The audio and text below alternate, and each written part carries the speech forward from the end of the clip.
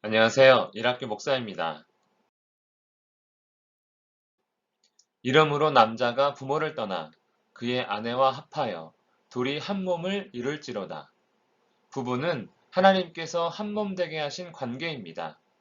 그렇기에 남편이 아내를 마음대로 할 수 없습니다. 신명기 22장 13절에서 22절입니다.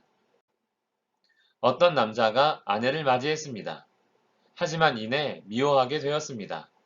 그래서 이혼을 하고자 비방거리를 만들어 아내에게 누명을 씌웁니다. 내가 이 여자를 맞이하였더니 그와 동침할 때에 그가 처녀임을 보지 못하였노라. 아내가 결혼 전에 다른 남자와 동침했다는 주장입니다. 이것은 단순한 누명으로 끝나지 않습니다. 왜냐하면 간음죄를 범한 것이 되기 때문입니다. 간음죄는 돌로 쳐 죽이는 중죄에 해당합니다. 아내를 미워하는 남편 입장에서는 이혼할 수 있는 가장 확실한 비방거리이기도 합니다. 이때 아내의 부모는 딸이 간음하지 않았다는 증거, 곧 결혼 전에 다른 남자와 동침하지 않았다는 증거를 가지고 성문 장로들에게 갑니다. 그 증거란 잠옷에 묻은 첫날 밤의 핏자국입니다.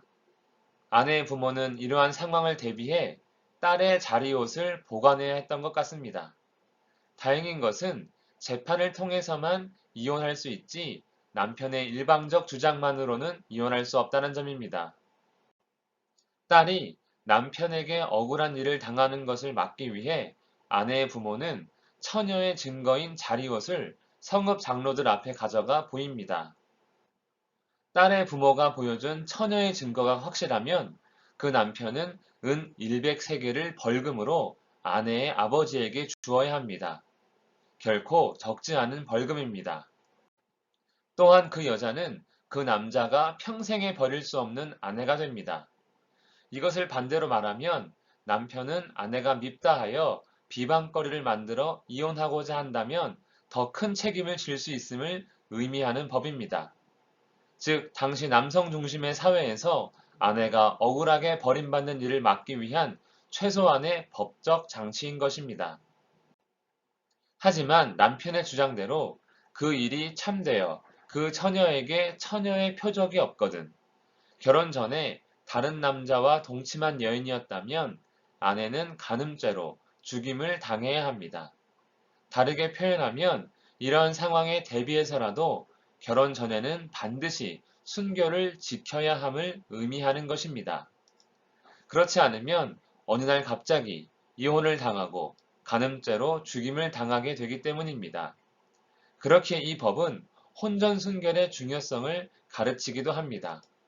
혼전순결을 지키지 않는 일은 악한 일인 것입니다.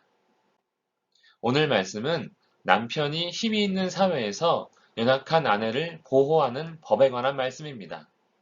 아내는 재판을 통해 자신과 결혼을 지킬 수 있는 것입니다. 그러나 그 전에 지켜야 할 중요한 것이 있습니다. 그것은 바로 순결입니다.